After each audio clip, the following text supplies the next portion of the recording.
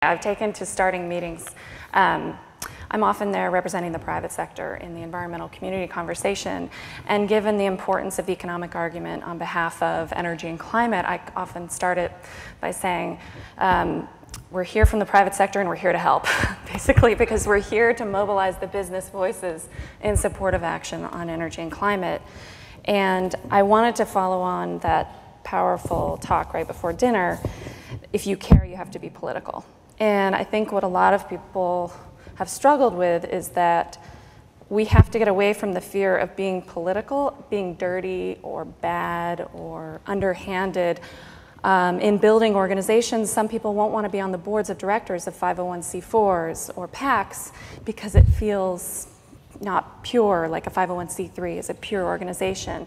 And I think we have to recognize that we need all the tools in order to convey our communications. And so, as much as I'm very pleased that the president closed the door to polluting lobbyists, he also closed the door to people who are lobbyists on behalf of the environment. And I think it's important to recognize there are differences. And let's just have an open conversation about what it takes to educate our political leaders. And so I just wanted to make that quick note. But I also wanted to say it's not just politics and strategy, it's really a fundamental moment for our country. And if we don't get the right policies in place to create this clean economy, we are going to miss this moment. It is a strategic moment for this country.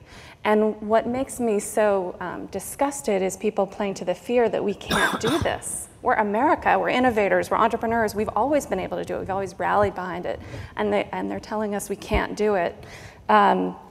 And it is such an important moment. I feel like saying, how dare you play this game at this moment for our country, because it's not a game.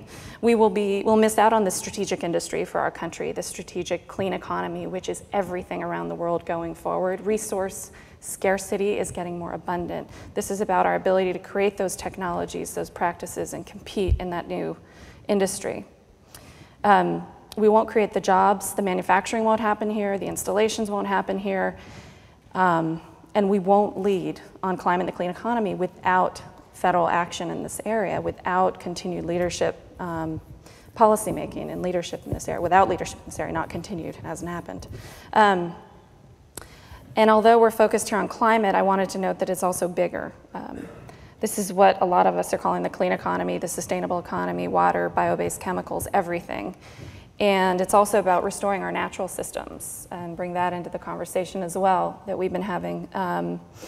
They are so much more effective at providing clean water, preventing floods and storm impacts than our engineered solutions that we're trying to put together because we have to. So the bottom line is I feel like it's a critical moment for our country, and the investments won't be made. And I've already been hearing quotes from major pension funds. The Danish pension fund was launching a €1 billion fund for new climate and energy infrastructure, and they're going to China and India and Brazil, and they said they have clearer plans, more ambitious goals. We know what we're getting into there. Somebody was talking, I think it was the speaker right before dinner was talking about how sometimes dictatorships are good for these issues because they give clear direction. And in the case for business and investors, that's a massive issue. So I wanted to talk about some political campaigns. I've worn a lot of hats in my 18 years of working on energy and climate. And my activism has been around political campaigns and mobilizing business voices more recently. And my first political campaign, Tony's words, Lacerowitz, really resonate with me. The naysayers are very different, actually write them off, and the disengaged need information. And I've really focused on those swing voters. I ran Environment 2004, which was an environmental political campaign in 4 battleground states. And it was environmental leaders who felt like we had to, for once, make this issue resonate, make people understand how critical it was and that they needed to vote on it. And that if we could convey how much President Bush was diverting from what had been, some would argue more or less, relative level of bipartisan protection of our environment. And for once, we had to make this issue resonate. And our pollster, Greenberg Quinlan, found that it was the #1 way to distinguish Bush and Kerry on values.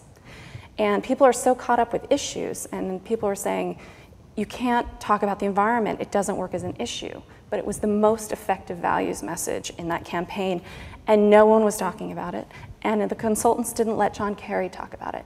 It's the one thing he's the most passionate about. He could have shown his conviction, his passion. They didn't even let him talk about it. It made him look too left. They saw it as an issue and didn't understand this values connection. Well, we actually had two main focuses of our campaign, one linking it to health and one linking it to money. But it was all about the values message. He's on the side of polluters, and he's hurting your health and he's hurting your pocketbook because of it.